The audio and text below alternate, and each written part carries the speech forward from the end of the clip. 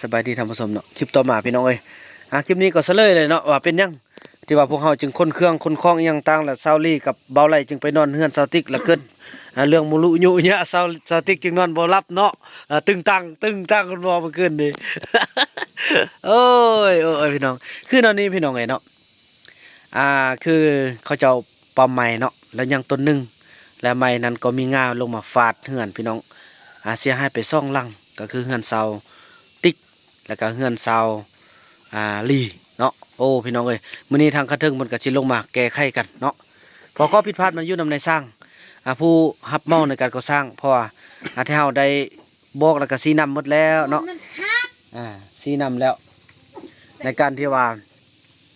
ปั๊มใหม่แต่เขาเจ้าบ่เฮ็ดก่อนเนาะพากันเฮ็ดเฮือนแล้วจึงพากันสร้าง แต่ก็เป็นผลดีที่ว่าเขาปั๊มเนี่ยนะก็ดีกว่ามันสิลมบ้านอันเฮานอนรับแล้วมันลมทับผู้เดียวเนาะขี้ยานเนาะแต่ว่าเดี๋ยวนี้บ่เป็นหยังแล้วเอาเขาออกแล้วเนาะมีแต่ว่าเฮือนซานบ้านซองเฮาก็เปอันพอสมควรเฮาก็สิได้แป้งไหมก็สิแม่นเบาผู้นำนี่แหละพี่น้องเอ้ยได้ช่วยตึมเนาะเพราะว่าแท้จริงแล้วมันความผิดพลาดนี่มันเบาผู้นำบ่ควรจะรับผิดชอบแต่เบาผู้นำคิดว่าเฮาอยู่บ้านเขาอันนั้นก็ช่วยเขาซะช่วยเขาครึ่งเขาขึ้นที่นี่อีแพทย์ตู่อีแพทย์เท่าความครึ่งข้างอยู่ที่กับ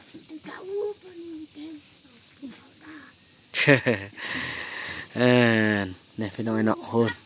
เดี๋ยววันเราจะให้เบิ่งปื้นนึงอย่าฟ้าไปเสิร์ฟเด้อกินข้าวเด้อ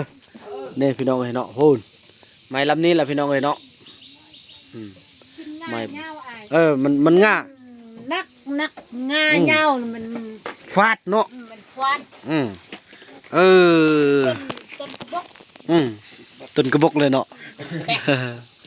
ต้นกระบอกแห่งพอดีเนาะเฮ็ดเลยติ๊กบ่ได้รับเฮ็ดให้สาวติ๊กไอ้เฟืองก็เปลี่ยนแล้วเด้พี่น้องถือว่าบ่มักแก้เสื้อแล้วก็บ่มักอันขึ้นไปนั่งห้าวแล้วเนาะถือว่าได้บอกกันแล้วโอ้สบายดีไอ้คุณมีโทรศัพท์แล้วซักนี่ซักกันนี่ไปกินข้าวไปกินอยู่กองล่างก็ได้อยู่เนาะบ่ได้อ้วยบ่อ้วนนั่นแหละเด้อทางซ่องหันมือค่ำนี่อันนั้นเด้อมือค่ำเรามีแต่ลี่ติ๊กฮาซาลี่นอนนำแต่มือค่ำเด้อนะย่าบ่แต่ไอ้ไล่บ่เฮานอนไอ้ไล่มานอนพี่เด้อหาเฮานอนแต่อีผู้หญิงเด้อได้บ่ได้เนี่ยยันอันเคยไล่ไปม้อยกลางคืนตียันสินั่นตึมบ่ไปบ่ไ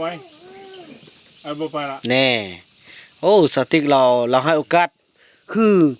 สติ๊กคือกันเนี่ยคือให้โอกาสบ่นู่นเนี่ยให้ครั้งเดียวเลยเดี๋ยวสุดท้ายบ่ให้แล้วก็มันอันนั้นเลยโดยแมวไอ้คุณจะได้นอนรับดีบ่คืนนี้ไอ้เป็นยุงครบกับหมูบ่ได้กางมุ้งซ้ํบ่มีกางมุ้งมุ้งเฮานั่นตัวอันอยู่นั่นน่ะอยู่เซาว่ะมุ้งขาดว่าบ่ได้ฟังมุ้งนี่สิป้ายด่างก็19ด่างพุ่นเด้ช่วยแล้วไปชอบเบิ่งชอบเบิ่งมุ้งเนาะนี่ยืนนั่นแหละแล้วจะได้พากันไปเมียนเครื่องช่วยกันเนาะแล้วบัดนี้เครื่องสิบ่แจ้งให้เลยจุอันทางนอกกันน่ะจะเอามาให้แล้วกันเราบันทิพย์ซะเลยบอกแล้วไอ้ก็บอกแล้วพากันเอาแล้วพากันเมียนฮะเด้นี่บ่พากันเมียนเนาะลีเนาะไปสะนั่นเด้อพี่น้องโอ้บ่ได้เนาะเฮาก็เฮาละลาแล้วเนาะยังมาสะอวยพี่น้องเอ้ยโอ้ตายบ่ได้เรื่องนี้ใส่คนเฮาอยู่ไสก็มีแบบนี้คือกันแน่นอันนี้ในบ้านเอาเข้ามาให้เนี่ยพี่น้องจังซั่นและพี่น้องเหตุการณ์เรื่องราวมันเนาะก็โดนไม้ลมทับพี่น้องเอ้ยก็ได้ว่าข้อผิดพลาดก็อยู่นำผู้รับเหมาก่อสร้างเขาเจ้าบ่เอาลงต้นนี้ก็สิได้เอาลงแต่จะเอาลงน้ำลังพี่น้องเอ้ยบ่หักบ่ทับเฮือนตีต้นนี้น่ะบ่ได้ทับเฮือนอ้ายลงไปหุ่นเนาะไปลงไปพุ่นเนาะตัดลุ่มเขาลงไปดีเลยก็เว้าแล้วเทนักบอกให้ปั๊บตอนอันบ่ปลุกให้กันก็บ่เฮ็ดนะอ้ายถ้าเฮาก็บอกแหละจนได้ซื้อเบียร์ซื้อหยังจอบมากินน่ะปั๊บก็ปั๊บหาปั๊มแล้วปลุกให้ตั้งให้บ่เป็นหยังบ่เป็นหยังเนาะน้องๆเขาแล้วบ่ฟังความนั่นไอ้คุณเนาะบอกแล้วก็บ่ฟังโอ้กะยามันดีกว่ามันสิฮักทับตอนเฮานอนเนาะ แต่ว่าเดี๋ยวนี้บ่มีไม้ฮักแล้วบัดนี้เนาะมีแต่แป้ง แป้งคืนเออ ไม่ใช่เขาก็มาเอง เออ ปลูกเอง มื้อช่วยเขาก็มาปลูกเองเพราะเจ้านายก็สิมาได้มื้อนี้มาเบิ่งนำพอหลังจากเกิดเหตุการณ์นี้บ่าวนำก็ได้โทรประสานทางกันเทิงเพิ่นก็จัดทีมงานกันลงมามื้อนี้มาหมดได้นับแต่มาแต่หูหน่วยนับแต่โยธานี่กสิกรรม เพราะว่าต้นไม้นี่เขาสิมาเบิ่งว่าต้นไม้ต้นใดที่ทับแม่นต้นไม้ที่เขาจะอนุญาตให้ปลอมบ่หั่นนะ โดย เขาก็สิลงมาเบิ่งคันว่าถ้าสมมุติบ่แม่นต้นที่ว่าอันเขาบ่อนุญาตนี่อายเป็นคนผิดเด้ไอ้สั่งเขาตัดนะ โดย อันนี้มันต้นที่เขาสั่งแล้วก็ต้นที่เขาอนุญาตเด้แต่ว่าเขาบ่เฮ็ดมาตะกี้ซื่อโอ้ไอ้บุญหลอดตู้ไอ้บุญมีออกนมเรียบร้อยแล้ว คืนนี้บ่ให้แล้วคืนนี้นะ แต่อันนั้นนี่บ่ได้ปะออกนมเหือ อะไรปะแล้วบ่อะไรปะนมแล้วบ่ ว่าเฮ็ด บ่ปะเด้อ แม่นเด้อบ่ปะเด้อยังตุ๊อยู่เด้อ โอ้ยอายอีกโอ้จะอายยังก็ว่าความจริงเอ้ยมีอยากก็พากันฮักกันอดทนเฮือนก็โปรดอยู่แต่เพิ่นก็สิแปลงเด้อเพิ่นบ่แม่นโปรดแล้วเพิ่นก็สิบ่แปลงเนาะไอ้คุณเนาะเพิ่นก็แปลงมื้อนี้เพิ่นก็สิมาเจ้านายก็สิมามื้อนี้ ส่วนเอานั่นนี่แหละก็เป็นห่วงเป็นใยของกันเทิงของของพี่ทุกคน ต่อไปควดนำกันเด้อเห็นว่าเฮือนอีแม่บ่อ้วยแล้วเฮือนผู้อื่นอ้วยแล้วมันนั่นเด้อมักกะบกเต็มเลยพี่น้องคันแม่นมักม่วงมันนี่แซ่บหวานเนาะ โอ้ยอันนี้มันมักกะบกโอ้ยพี่น้องเอ้ยบ่แซ่บมื้อนี้นะโอ้ยนกมาแล้วไปนั่นๆแยกๆกันกินข้าวไปกินข้าวแล้วก็พากันอนามัยนั่นช่วยอันแบบว่าเก็บเครื่องสะเป้าเด้อเก็บเครื่องละเมียนดี ร่างหันเชื่อติดเป้าหัน พอไก่ขี้ใส่ตื่มจนน้อยนี่ไอเตียงคำกับสิมาอีกก็ไอเตียงคำมีเบาเตียงนี่ โอ้บ่เจอกันจิมา เบาเตียงน้องฮู้บ่เบาเตียงทองนะเบาเตียงทองกับสิมาผู้เด้อกับสิมาละลายไอ้ขี้แก้วไอ้ซึกๆกับสิมาบัดเฮาเฮ็ดงานหั่นนะแต่ว่าเฮาต้องอนามัยก่อนมื้อนึงเฮาบ่อนามัยนี่นึงก็ว่าโอ้ยอ้วยสินี่ก็จัดงานนั่นนะจังซั่นแหละเนาะไป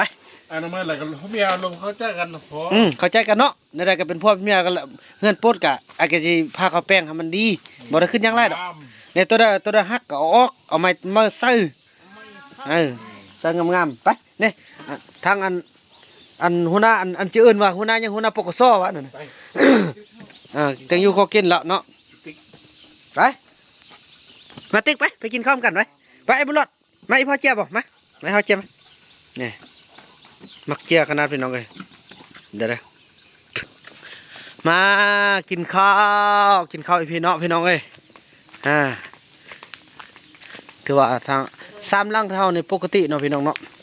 ก็ถือบ่มีปัญหาหยังโหนโทรใหม่สิรอกอกำพี่น้องเลยเมื่อวานนี่ก็เอาคนออกเนาะคนอันขึ้นย้ายทันคือว่าแล้วพี่น้องเอ้ยพอเฮาฮู้แล้วว่าสิปอมเนาะอันนี้ก็สิได้มาใส่ ติ๊กอันนี้ลีได้ มาเอาลูกเบิ่งเอาไอ้นู่นเอาลูกเด้เอาลูกอยู่นำเด้เอาป้อนข้าวให้ลูกกินเด้ไปเด้ลูกไปนั่งในพ่อไปนั่งในพ่อไปนั่งในพ่อก่อนไปอาเจิมน้ำยงเหรอน้องกะคิติยับลงมาได้ว่ามากินข้าวกินข้าวโอ้เอาเพิ่งวานนี่พี่น้องได้บอกให้ไล่ลูกไอ้บุญรอดลูก มั่ม น่า ยอดกินข้าว ใช่เด้อมาสั่นมาให้พ่อมาเนี่ยเห็นไหมเนี่ย เอาละกินข้าวอ่ะนั่ง บ่มันยังมาหาน้องมาน้องสิพอดจับเลยลูกบังมานี่มาน้องจับให้มันบ่เฮียลูกเฮีย มามันเนี่ยครับพ่อ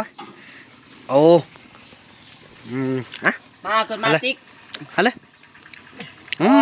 บาย ยิ้มเหรอ เอ้ยสารวันเมืองพีสลีมังคา กันเฮ็ดหยังกิน ตื่นไข่ซื้อมา จะได้ยิ้มแล้วเนาะ ก็ได้กำไร ปัน เนี่ย เจ็บบ่กลัว เนาะบ่ ว่า บ่มีกำลังใจโอ้เนาะติ๊กเนาะบ่ได้บ่ได้จอกออก บ่บ่ได้ มา มากินข้าว อ่า นี่น้องเอ้ย ก็ให้กดนั่นอยู่บนโหลด แบ่งพอละจันแล้วบ่ พระจันทร์บ่ได้แบ่งสั่นน่ะ เอิ้นละมา บ่ล่ะมากินน่ะ แล้วตับ บ่าวบ่ได้ดิ ฮะมาตับ มาส่ง เอาส่งจงแล้วจักไปซื้อส่ง อ่ะ เลือกแล้วไปซื้อ อีส่งไปซะ บ่เท่าพุ่น มักขึ้นไปลิ้นน้ำไอายอยู่เออ เอาไป เดี๋ยวเราไปอยู่น้ำกัน แม่นแหละเอาไปมาจะเขายุ่นำกันบ่เนาะ ส่งน่ะ อืม พุ่นเอามันไปเที่ยวพุ่นน่ะเห็น เอาไปนอกพุ่น อ้าว พุ่นไปพุ่น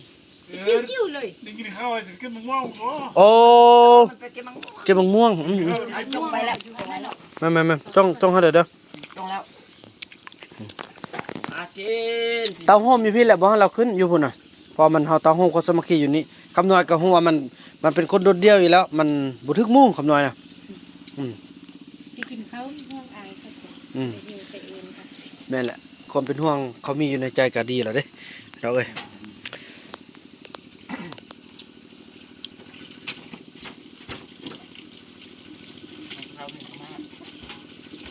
เนี่ยพระอาจารย์ก็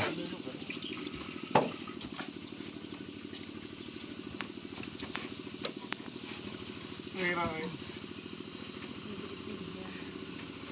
มันบรรยากาศที่เฮาล่ะ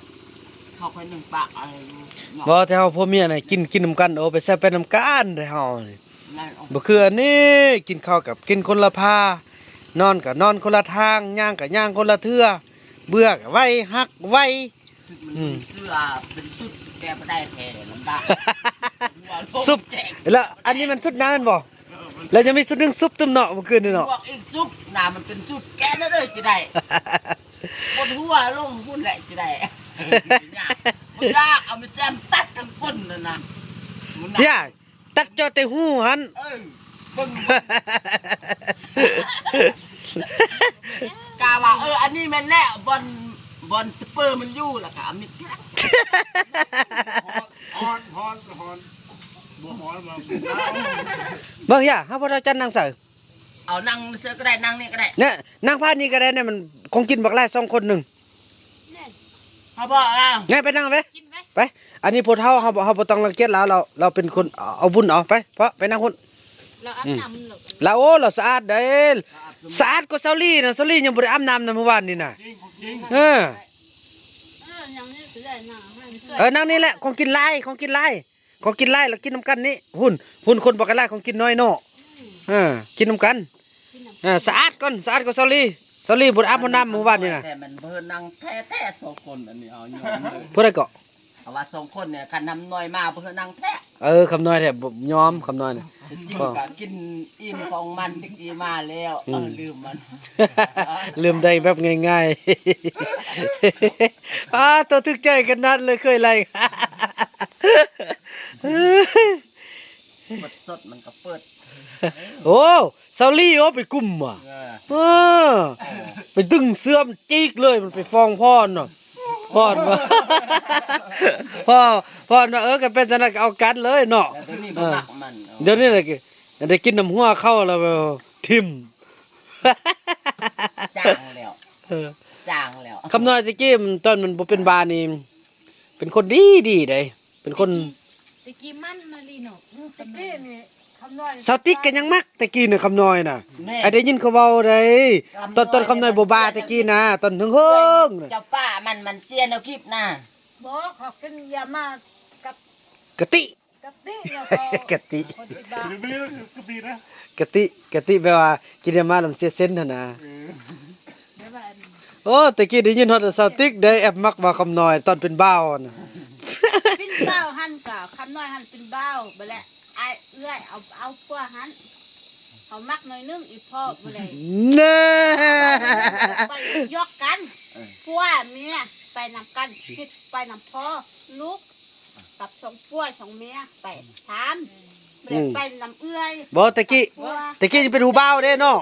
ต้นบ่ทันได้เอาคำบ่ทันได้เอาสาลีนะ บ่ได้ไปจักคนบ่ ตะกี้เป็นหูเบาเด้โอ้แต่ถือว่าสารภาพแล้วน่ะมักหน่อยนึงเนาะ แต่อีติ๊กแต่กี้กับบ่งาม มักหน่อยนึง เห็นคำน้อยหันมาเอาเอ้ยลี่แล้วสติกก็บ่มักเลยเนาะ บ่ตะกี้นั่นเด้เนาะลี่เนาะตะกี้มันคนดีก็เนาะ ตะกี้อีติ๊กกับบ่งามไอ้ติ๊กกับดำตะกี้ดำแล้ว คนดุคนมั่นก็ตะกี้เนี่ยคำน้อยน่ะ สติกมาเฮ็ดเสียเฮ็ดเสียแล้วอันเอ้ยนกห้ามอ่ะอันนั้นเป็นหยังเป็นผู้เล่า เราแห้งหอม เดี๋ยวนี้หอมแล้วใส่น้ำหอมเนาะใส่น้ำหอมนำกันแล้วเดี๋ยวนี้ ซาสมพูนะ บ่แต่กี้เขาบ่เคยจวบกิน เหม็ น่ะ นบูเหม็นกินนั่นเฮานั่นแหละตะกี้เฮ็ด แหน่พี่น้องเอ้ยเพราะว่าความจริงเพราะตะกี้นี่เบาคำน้อยเนี่ยถ้าบ่ ตะกี้อันนี้ ดำ ถ้าบ่เสียเส้นนี่เป็นคนดีเด้น้องยอมรับแล้วก็เบิ่งตอนที่เราบ่นั่นเราก็เฮ็ดเวียกบ่เก่ง ตะกี้มาน่ะเราเนี่ยมักแต่ตัดผมบอกแต่น้อยมาเฮาเห็น โอ้เดี๋ยวนี้มอสิยาวแล้วก็งามแล้วบัดนี้ ตอนนั้นสาวลี่ฮะเวลาก็อันมาฟอนอยู่อันนั้นน่ะเวลาก็แม่นสติกนี่ป่ะอีนกอันแม่นกย่างหั่นน่ะ อีนกเยอะหันมาพี่ใกล้เขาก็มากับคนไทยเขามาเขามาเต้น อันมาฟอนตั้งแต่ตอนอันสาวลี่บ่ทันได้เอาคำน้อยนะ โอ้ยเนาะจังซั่นแหละพี่น้องเอ้ยไปเด้ออันสิไปกินข้าวกันกินข้าวแล้วพากันเวียกต่อไปแล้วพากันเบิ่งคือว่าแล้วแบ่งอันเก็บเครื่องหั่นช่วยกันทำไปเป็นระเบียบ บ่ อ่า เอาจิบพากัน เอา เขา เก็บเครื่องก่อน เอาเก็บเครื่องอันนั้นก็ได้เก็บเครื่องแล้วเขา แล้วก็คนนั้นมันต้นหันเนาะแล้วก็แล้วเวียกของเฮามื้อนี้เราไม่ซ้ำนี่เด้อเพราะว่าไอ้น้ำก็สิเกี่ยมรับอันแขกหั่นบ่จกกันว่าเรื่องกินข้าวกินน้ำอิหยังต่างแล้วพี่น้องเอ้ยสู้เสื้อละ กั กัน น ไปเกี่ยวกับผู้ใหญ่ เพราะว่าเว้าเรื่องเรื่องเฮือนนี่แหละ เอานั่นแล้ว เอาไป น้องนกไปกินข้าวเฮาถือว่านั้นแหละพี่น้องเนาะถือว่าคลิปนี้เบานำจะขออนุญาตจบคลิปกันเพียงสำนี้ก่อนเนาะพี่น้องเนาะแล้วก็พบกันใหม่ในคลิปต่อไปเด้อคลิปนี้เบานำขอกล่าวคำว่าสบายดี